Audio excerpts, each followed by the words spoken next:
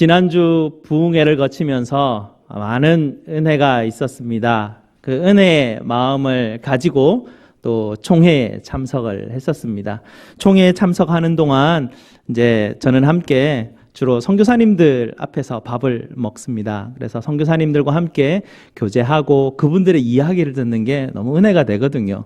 그래서 저희 교회가 후원하는 김기석 선교사님 이야기를 좀 듣게 되었습니다. 선교사님이 많이 이제는 연로해지셨어요. 얼굴이 많이 연로해지셔서 우리 선교사님이 은퇴하실 때가 다 됐구나라는 생각을 하게 되었습니다. 그래서 선교사님께 이렇게 질문을 했었어요. 선교사님, 파라과이에서 얼마 동안 선교하셨습니까? 라고 그렇게 질문을 하니까요. 제가 평신도 때 젊을 때부터 선교한 것까지 다 합치면 약 한 40년 다 되어 갑니다. 라고 말씀하시더라고요. 그래서 은퇴를 앞두신 선교사님께서 평생을 파라과이에 그의 인생을 바치셨구나. 교회를 지금 3번째 교회를 개척하고 이제 이 선교사님은 교회를 개척해서 그냥 이렇게 두는 게 아니라 교회 개척할 때부터 신앙이 잘 자랄 그런 사람을 잘 눈여겨보았다가 신학교육을 시키고 목회교육을 시켜서 그 사람을 목회자로 세우시고 그 다음 또 교회로 세우시는데 지금 3번째 교회인데요. 지금도 이제 시간이 되어서 그 후임자를 목회자를 지금 잘 양육을 하고 교육을 시키셨다고 해요. 내년이 되면 이제 안식년을 가지실 텐데 그 선교사님께서 그 후임자에게 목회를 1년 동안 맡겨보실 예정이라고 합니다. 그렇게 선교지에서 미주총회에서 파송한 첫 이제 선교지에서 은퇴하신 선교사님이 되시는데요.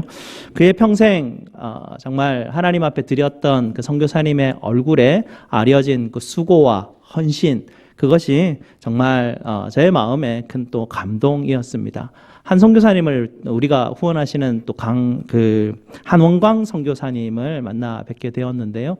이 한원광 선교사님은 페루 아마존 지역을 선교하시는 분이셔요. 제가 이번에 우리 김옥수 선교사님 만나면서 우리가 알게 된 건데요. 아프리카는 생각보다 많이 발달돼 있구나. 생각보다 도로가 잘 닦여 있구나. 사람들이 그래도 기독교에 대해서 호의적이구나. 찾아가서 열심히 선교하면 많은 열매를 맺겠구나. 이런 생각을 하게 됐는데요. 아마존은 다르더라고요. 아마존은 길이 없어요. 그냥 강을 따라서 올라가야 되고요. 아직도 문명과 접촉되지 못한 많은 부족들이 있다고 합니다. 그래서 그들을 만나려고 하면 우기를 기다려야 되고요. 강에 물이 차야 되고 그 강줄기를 따라서 한 선교사님께서 1000마일 이상 배를 타고 움직이는데 몇 주를 가서 이렇게 가게 되면 별일이 다 있다고 합니다. 여러 가지 고생하시는 이야기들을 들으면서 또 말라리아 예방접종 맞기는 하는데 밀림에 들어가면 소용이 없다고 합니다. 그냥 말라리아 걸린대요. 매년 그냥 그 말라리아를 걸리면서 그 고통과 아픔 속에서 또 처음 만나는 부족들 얼마나 무서워요. 그러나 처음 접촉을 하게 되고 그 다음에 또 가서 접촉을 하고 그래서 3년, 4년이 되면 또 그들이 점차로 문을 여는 그런 이야기들을 해주시더라고요. 그렇게 열정을 다해서 미전도 종족을 향해서 나아가는 선교사님의 이야기를 들으면서도 굉장히 큰 은혜가 되었습니다. 마지막 한 분은요, 제가 모르는 분인데 이분은 네팔에서 성경 번역하는 선교사님이시더라고요. 그래서 성경 번역하는 선교사님이어서 그런지 조용조용 하시고 그 나라 말을 가지고 굉장히 좀 여러분 쉽게 생각할 수 있을지 모르겠지만 성경에 많은 동물이 나와요. 성경에 많은 식물이 나오고요. 음식이 나옵니다. 네팔에 없는 동물들이 많아요. 그래서 제가 궁금해요. 이런 동물들은 그 사람들에게 어떻게 번역을 해서 설명을 해주실까? 이런 고민들을 하시는 분들이 성경 번역 선교사들이고 그래서 그들의 삶에 깊이 함께 어우러져 가지 못하면 성경 번역하기가 쉽지가 않습니다. 굉장히 어려운 사역인데요. 평생을 걸쳐서 그들과 함께 그들의 언어를 연구하고 그들의 언어를 통해서 번역을 해줘야 될 일이기 때문에 정말 눈에 드러나는 것도 없고요. 그런 얘기를 이제 쭉 듣는데요. 선교사님이 이런 말씀을 하시는 거예요. 지난 7월에 저희 집사람이 암투병을 하다가 하나님의 부르심을 받았습니다. 라고 그렇게 이야기하더라고요. 그러면서 선교사님이 눈시울이 또 벌게지시고 또 그 이야기를 듣는 저도 같이 밥 먹다가 같이 울고 그런 어떤 그 이야기를 들었었는데 그러면서 이 선교사님이 두 아들이 이제 대학생이 되었는데 아직 어린 줄만 알고 있었던 그 아이들이 엄마의 장례식을 자기들이 다 주관해서 하는 것을 보면서 이 선교사님이 위로를 받았다 그러시더라고요. 내년 1월이 되면 이 선교사님은 다시 네팔로 돌아가셔서 성경 번역하던 그 사역들을 마무리하시기 위해서 돌아가서 그 사역을 마무리하실 것이라 그렇게 말씀하시는 이야기를 들었습니다.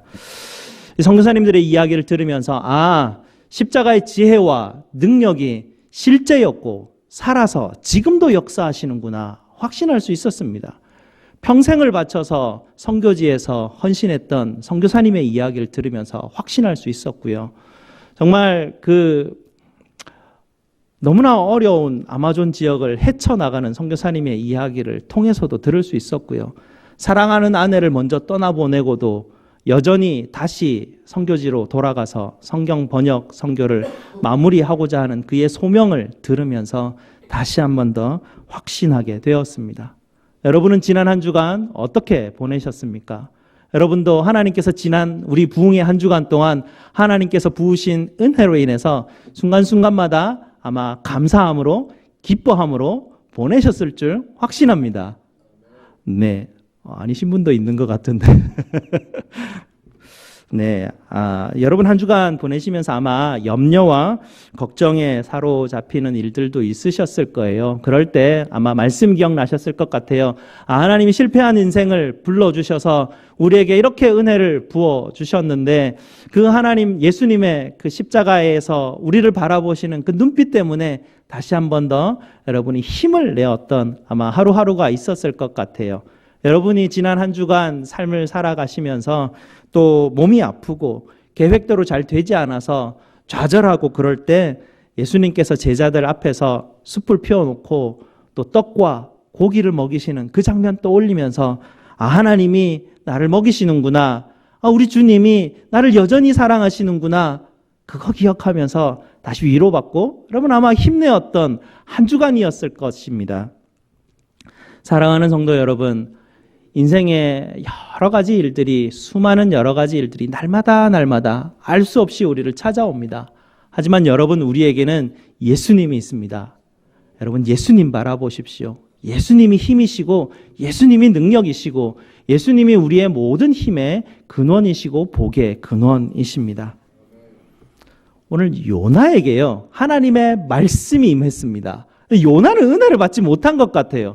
하나님의 말씀이 분명히 임했는데 도망가버리는 이 요나의 말씀을 오늘 우리가 보게 됩니다.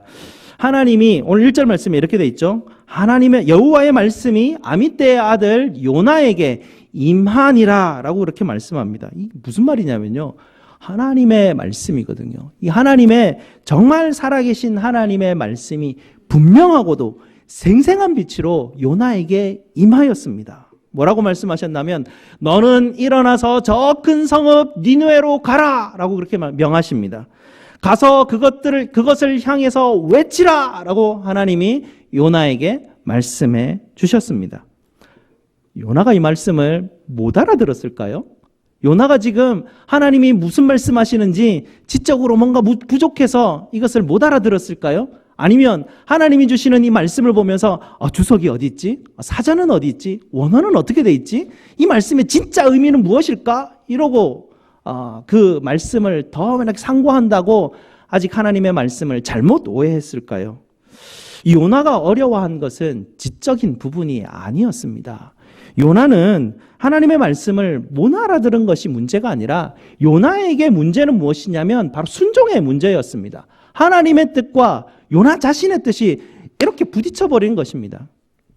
요나는 자기 자신이 하고 싶은 일에 대한 열정과 계획과 열망을 가진 어떤 선지자였죠. 이 요나가 어떻게 하나님을 섬길 것인가, 자기 생각, 자기 컨셉이 있었어요.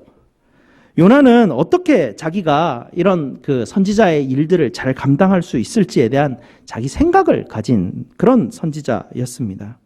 요나의 이런 태도에 대해서 갈라디아서에서는 이렇게 말씀을 하죠. 우리 말씀을 한번 봅시다. 갈라디아서 5장 17절에 이렇게 되어 있는데요. 앞에 보면 나와 있습니다. 육체의 소욕은 성령을 거스리고 우리가 가지고 있는 생각은 성령을 거스린다라고 그렇게 말씀을 하죠. 요나는 지금 하나님의 생각과 자기의 생각을 가지고 있으면서 그것이 부딪혀서 성령의 그 생각을 거스리는 그런 상황에 지금 부딪혀 있는 것입니다.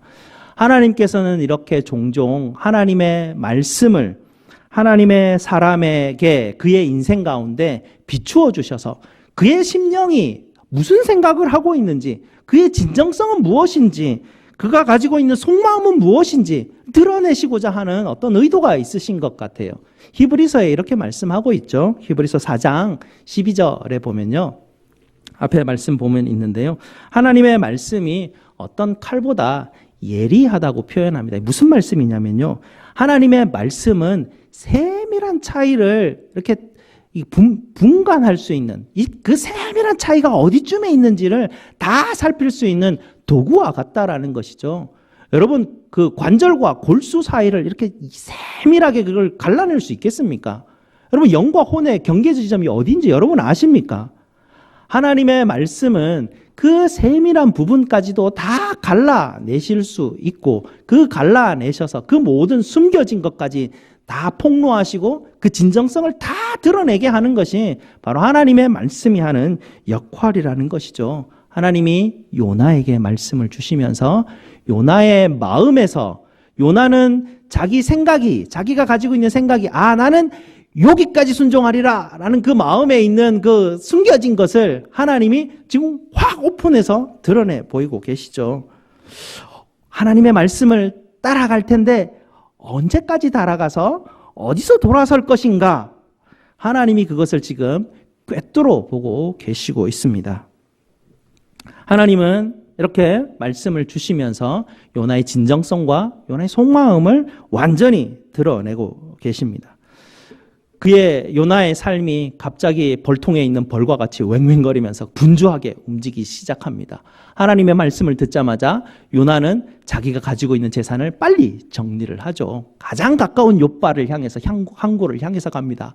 그날 저녁에 떠나는 배가 있는지를 백방으로 알아보고 다니죠. 그러다가 보니까 다시스로 가는 배가 있었습니다. 저걸 타고 가자. 저걸 타고 가면 다시스가 어디 있는지 여러분 한번 보십시오. 지금 이스라엘이 저기쯤 있는데요. 다시스는 지금 스페인 저 끝까지 있으니까 당시 세계관으로는 가장 먼 곳입니다. 내가 가장 먼 곳으로 선교하러 가겠다라고 그렇게 말하면 사람들이 저 요나는 정말 헌신된 하나님의 사람이구나. 저렇게 아무도 가지 않는 저 선교지를 향해서 저렇게 나아가는 저 선교사, 정말 대단하다. 이렇게 생각했을지 모르겠습니다. 요나는 이렇게 돌풍같이 자기가 하나님의 말씀을 듣고 뭔가 행동을 하면서 하나님의 말씀이 주어졌음에도 불구하고 하나님의 말씀대로 가는 것이 아니라 다르게 생각하는 어떤 죄책감이 있었음에도 불구하고 아니야, 나는 사람들이 가지 않는 가장 먼 곳으로 선교를 가기 때문에 하나님의 말씀에 나는 순종하는 것이야 라고 생각을 하면서 그는 자기가 가지고 있는 죄책감을 아마 덮으려고 했을 것이에요. 하지만 요나의 이러한 행동은 하나님의 말씀에 순종하는 것을 대신하기에는 역부족이라는 것을 요나서 마지막 부분에 가면 다 드러나게 됩니다. 요나서 마지막 4장 2절에 보면 이렇게 말합니다. 말씀이 앞에 있는데요. 뒤에도 한번 찾아보시기 바랍니다. 요나가 하나님 앞에 막 화가 나서 이야기합니다. 하나님, 제가 고국에 있을 때 말씀 드렸지 않습니까? 하나님이 정말 이럴 줄 알았기 때문에 제가 여기 안 오고 다시스로 간 거 아닙니까? 하나님은 지금 이 원수 같은 이 아수르 수도인 니느웨 사람들을 용서하시려고 하는 것이 하나님 의도 아닙니까? 제가 하나님 모릅니까? 하나님은 어떻겠습니까? 은혜로우시며 자비로우시며 노하기를 더디하시고 인애가 크신 하나님 아니십니까? 요나가 왜 도망갔는지 이제 알겠어요. 요나가 하나님의 말씀을 몰라서 도망간 게 아니라 하나님을 너무 잘 알고 있기 때문에 도망간 거예요. 하나님이 지금 자기를 니느웨로 보내가지고 저 사람들에게 하나님의 진노가 임한다라고 말씀을 선포하고 회개하게 하면 하나님 용서하실 거 아니에요. 무슨 말씀이냐면요, 당시 이스라엘과 아수르의 수도인 니누에 이 관계가 어땠냐면 뭐 현대의 유대인과 독일 나치와의 관계하고 굉장히 비슷해요. 당시 아수르라는 이 거대한 대제국은 굉장히 난폭하고 폭력적인 그런 군대를 가지고 있었다고 합니다. 그런 군대가 지금 이 이스라엘에 쳐들어와서 그들에게 막대한 조공을 부과하기 시작했던 그런 시점이었고요. 또 그들이 계속해서 위협을 하며 언제 전쟁을 일으킬지 모르는 그런 나라가 아수르 나라입니다. 그 원수 같은 나라에 찾아가서 회개를 선포하고 그 회개를 통해서 하나님께서 그 원수 같은 백성들을 용서해 주신다고요? 하나님, 저를 죽이세요. 저는 그 꼴 못 봐요. 라고 하는 게 지금 저 본문에 자기가 막 하나님 앞에 기도하는 내용이에요. 이렇게 하게 되면 이 요나는 또 다른 생각을 했을 거예요. 아, 내가 정말 저 원수 같은 저 백성에게 찾아가면 우리 동족들은 뭐라고 하지? 그래서 저 사람들이 회개하고 돌아서서 하나님의 용서를 받았어요. 그러면 자기 동족 이스라엘은 도대체 어떻게 된 거지? 뭔 일이 일어났지? 아, 요나라는 선지자가 저기 가서 하나님의 말씀을 전했는데 세상에 저 사람들이 회개를 받고 용서를 받았다네? 이 무슨 말씀이에요?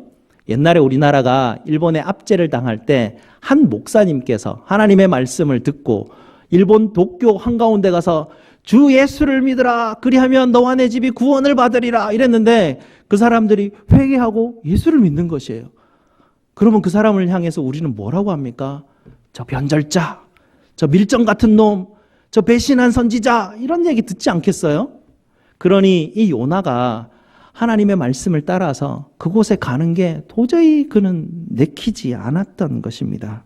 그래서 그는 가장 먼 그래도 누구나가 인정하는 그런 선교지를 향해서 하나님의 말씀을 들고 갑니다라는 그런 명분을 가지고 아마 떠났었던 것 같습니다. 이런 문제는 요나에게만 있는 것이 아니죠. 우리 모두가 요나입니다. 요나의 이름의 뜻이 이렇다고 해요. 요 못된 나. 이게 요나의 뜻이라고 합니다. 요 못된 나가 내 안에 있어가지고 우리가 하나님이 우리를 사랑하시는지 우리 모르는 사람이 있습니까? 하나님은 사랑의 하나님이세요. 그래서 하나님께서 우리에게 사랑하라고 말씀하시고 하나님께서 우리에게 너희는 나 자자라고 말씀하시고 내 자신을 부인하고 십자가를 지라고 말씀하시는데 말씀이 어렵습니까? 막 주석을 찾아봐야 됩니까? 서로 사랑하라. 너무 어렵습니까? 원어를 찾아봐야 되겠습니까? 그런데 요 못된 나는 하나님의 말씀이 분명하고 명확하게 지적하는데도 불구하고 어떻게 합니까? 내 마음대로 순종합니다. 내 마음대로. 하나님, 사랑 그거는 제 장점이 아니에요. 하나님 아시잖아요. 저는 좀 이렇게 무뚝뚝하고요. 제 장점은 거기에 있지 않아요. 하나님 그래도 제 장점을 사용하셔서 하나님 나라에 쓸모있게 사용하시면 하나님 훨씬 덕보지 않겠습니까? 내 장점이 이거니까 나는 여기에 하나님 순종하고 살아가겠습니다. 그리고 자기 마음대로 우리는 다 순종한다고 생각하고 살아가죠. 하지만 우리는 힘들고 괴롭고 오해받는 그런 일을 별로 안 하고 싶어 해요. 좀 폼나고 칭찬받고 내가 잘하는 그런 일에 하고 싶어 하죠. 전에도 한번 제가 여러분과 함께 나눴었는데요. 제가 젊었을 때 선교자라는 단어만 들어가는 곳이 있다면 절대로 가지 않았습니다. 한국에 보면 선교대회가 2년마다 한 번씩 대규모로 하게 돼요. 교회마다 선교 그 대회 다 참석하거든요. 청년들이 보면. 그 대학부원들하고 다 가는데 저만 가지 않았습니다. 무슨 핑계를 대서든지 선교자 붙는 곳은 다 가지 않았어요. 선교사님도 멀리 하고요. 선교를 만나지 않았어요. 그러면서 저는 이제 신학을 가고 목회지에서 목회하면 되겠구나 이렇게 제 마음대로 생각을 했을 것 같아요. 그러면서 지내고 있다가 지금부터 한 5년 전쯤 될 것 같아요. 지난번 교회에 있을 때 어떤 일이 생겼냐면요. 갑자기 교회에서 저에게 선교위원회 담당 목사가 되래요. 이게 무슨 말입니까? 선교라니요. 뭔 일을 해야 되냐면요. 당시 그 선교위원회를 맡으면 한 달에 한 번씩 선교지를 가야 돼요. 성도들과 함께 선교지를 가서 그 선교지에서 뭔가 지금 엄청난 그 일들과 사역들을 하고 선교사님들을 서로 연결하고 조율하고 뭐 이런 일들을 해야 되는데요.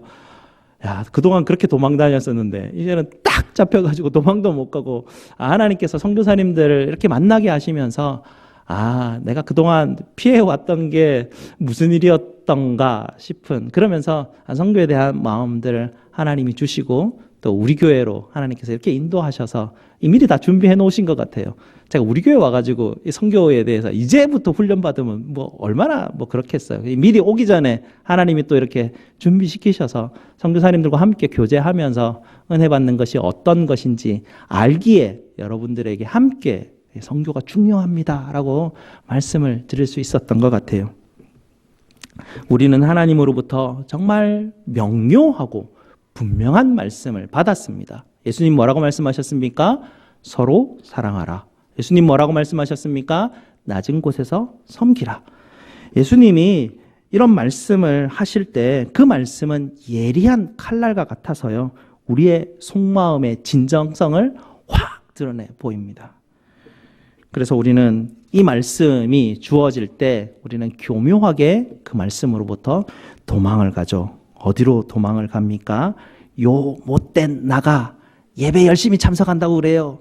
요 못된 나가 뭔가 열심히 봉사를 해요. 요 못된 나가 헌금을 열심히 하는 그런 생활을 하게 돼요. 누가 봐도 야, 저분 정말 신앙생활 잘한다, 이런 모습과 모양을 가지게 되는데요, 실상은 보게 되면 하나님이 분명하게 주신 그 말씀으로부터 도망가는 중입니다. 근데 내가 도망가는지 모르는 게 너무나 이게 안타까운 우리의 현실입니다. 가장 낮은 곳에 섬긴다는 말은 종과 같이 되라는 말씀인데요, 예수님이 누가복음에서 종이 무엇인지 가르쳐 주셨죠. 종이 무엇입니까? 종은 하루 종일 일을 하고 집에 돌아오면 사람들이 아이고 너무 수고하셨습니다, 저녁 같이 먹읍시다, 이렇게 이야기합니까? 하루 종일 일하고 들어와도 여전히 주인의 식탁을 준비해야 되고, 주인이 밥 다 먹을 때까지 옆에서 시종하여 들다가 주인이 밥 다 먹으면 저 구석에 가서 밥을 먹어야 되는 자들이 종들입니다. 그러고 나서 그 명령에 잘 따랐다고 칭찬받습니까? 아니죠. 종은 뭐라고 말합니까? 우리는 무익한 종이라 우리가 하여야 할 일을 했을 뿐입니다 라고 고백하는 것, 그 낮은 자리에 있다라는, 낮은 자리에 있는 그 모습이 어떤 것인가 예수님이 우리에게 보여주셨죠. 그런데 우리는 이 말씀을 들어도 그래도 저는 사장인데요, 그래도 저는 나이가 이렇게 좀 있는데요, 그래도 제가 자존심이 있죠, 하나님, 그래도 자꾸 붙이게 되는 것입니다. 그러면서 마치 내가 잘할 수 있는 것에서 열심을 다하는 것으로 인해서 하나님 말씀을 잘 순종하고 있다고 착각하고 도망가는지도 모르는 우리를, 우리의 선조이신, 우리의 조상이신, 우리의 신앙의 선배들은 너무나 잘 알았죠.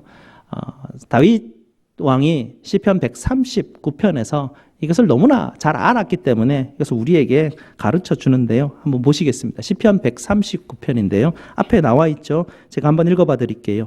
여호와여, 주께서 나를 살펴보셨으므로 나를 아시나이다. 주께서 내가 앉고 일어섬을 아시고 멀리서도 내 생각을 밝히 아시오며 나의 모든 길과 내가 눕는 것을 살펴보셨으므로 나의 모든 행위를 익히 아시오니 여호와여, 내 혀의 말을 알지 못하시는 것이 하나도 없으시니이다. 내가 주의 영을 떠나 어디로 가며 주의 앞에서 어디로 피하리이까? 내가 하늘에 올라갈지라도 거기 계시며 스올에 내 자리를 펼지라도 거기 계시나이다. 내가 새벽 날개를 치며 바다 끝에 가서 거주할지라도 거기서도 주의 손이 나를 인도하시며 주의 오른손이 나를 붙드시리이다. 아멘.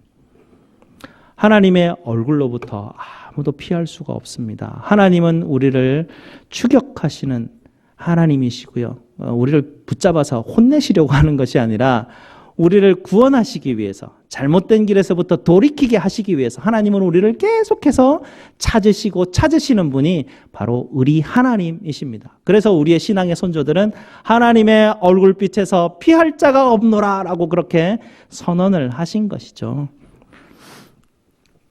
하나님의 얼굴을 피할 때는 우리는 어떤 그 대가를 치루어야 됩니다. 오늘 말씀 마지막 부분에 보면 이 요나가 하나님의 얼굴을 피하여 도망하면서 백삭스를 지불했다고 하죠. 하나님의 얼굴을 피할 때 우리도 요나와 같이 대가를 치러야 되는데요. 그 대가는 우리가 시편 16편 11절을 한번 먼저 보겠습니다. 이 말씀을 보게 되면 이렇죠. 하나님과 함께하는 사람들에게 주어지는 복이에요. 주께서 생명의 길을 내게 보이시리니 주의 앞에는 충만한 기쁨이 있고 주의 오른쪽에는 영원한 즐거움이 있나이다. 하나님의 얼굴을 피할 때 우리가 값을 치러야 될 대가가 이거입니다. 하나님의 얼굴 앞에서 누릴 수 있는 하나님의 얼굴로부터 오는 충만한 기쁨과 영원한 즐거움을 우리는 포기하고 하나님의 얼굴로부터 피해서 도망갈 수밖에 없습니다. 요나가요, 배를 타고 이제 배가 막 출항을 해요. 뿡 하면서, 옛날에는 뿡 안 했겠죠. 돛대를 달고 쭉 출발을 했을 텐데요. 이렇게 요파 항구가 점점 멀어지면서 수평선 너머로 지나가 버렸을 때, 아마 이 요나가 마음의 안도를 하면서 자기 방으로 내려가서 잠을 청하면서, 야, 내가 비싸지만 그 백삿을 치르고 이렇게 도망하게 온 것 정말 잘했구나 라고 아마 생각하고 잠을 들었을 것 같아요. 그때까지만 해도 요나는 지금 무슨 대가를 치르고 있는지 전혀 깨닫지 못했었습니다. 우리가 그래요. 우리는 뭔 대가를 치르고 우리 마음대로 하나님을 향해서 순종한다라고 그렇게 말하는지 우리는 알 수가 없습니다. 하지만 하나님의 얼굴을 피하였을 때 우리가 지불해야 할 대가는 충만한 기쁨과 영원한 즐거움입니다. 얼마나 바보 같은 선택입니까? 우리도 마찬가지죠. 우리도 뭔가 조금 더 가지려고, 하나님의 말씀은 저기 있는데 내가 잘하는 뭔가를 더 이렇게 하고 싶어서 조금 더 뭔가를 하려고 하나님의 영원한 즐거움과 그 기쁨을 우리는 대가로 치르고 내 마음대로 순종하며 삶을 살아가는 저희가 아니겠습니까? 우리 모두가 바로 요나입니다. 여러분의 니느웨는 어디입니까? 하나님께서 여러분을 니느웨로 가라고 분명히 여러분 각자에 맞는 각자의 니느웨로 하나님께서 말씀해 주셨을 텐데 바로 그 니느웨는 어디입니까? 여러분이 하나님께서 주셨던 그 니느웨를 피하여서 도망가는데 여러분 스스로가 뭔가 열심을 다한다고 피해갔던 그 다시스는 또 어디입니까? 여러분이 열심을 다하는 그 다시스와 하나님이 여러분을 인도하시는 그 니느웨를 여러분 분별하고 계십니까? 오늘도 하나님의 말씀이 여러분에게 주어졌습니다. 예리한 칼날로 여러분의 진정성과 여러분의 마음속 깊이에서 하나님의 말씀을 어디까지 순종할 것인가 내 마음대로 판단하는 여러분을 향해서 오늘도 하나님의 말씀이 주어집니다. 요나처럼 도망가시겠습니까? 아니면 이 요나의 말씀이 또 다음 주, 그 다음 주에 이르르면서 그 말씀 따라서 하나님이 회복하시는 그 은혜의 길로 여러분 돌아오시겠습니까? 오직 하나님의 얼굴로부터 흘러나오는 것입니다. 하나님의 은혜도 하나님의 기쁨도 영원한 즐거움도 오직 하나님의 얼굴로부터만 흘러나오게 됩니다. 예수 그리스도의 십자가에만 지혜가 있고 예수 그리스도의 십자가에만 능력이 있고 우리의 삶의 모든 근원이 예수 그리스도로부터 흘러나오고 있는 것이죠. 저와 여러분이 정말 하나님의 얼굴로부터 흘러나오는 이 영원한 즐거움과 이 충만한 기쁨을 향해서 나아가시는 저와 여러분 되시기를 주님의 이름으로 축복드립니다. 기도하시겠습니다.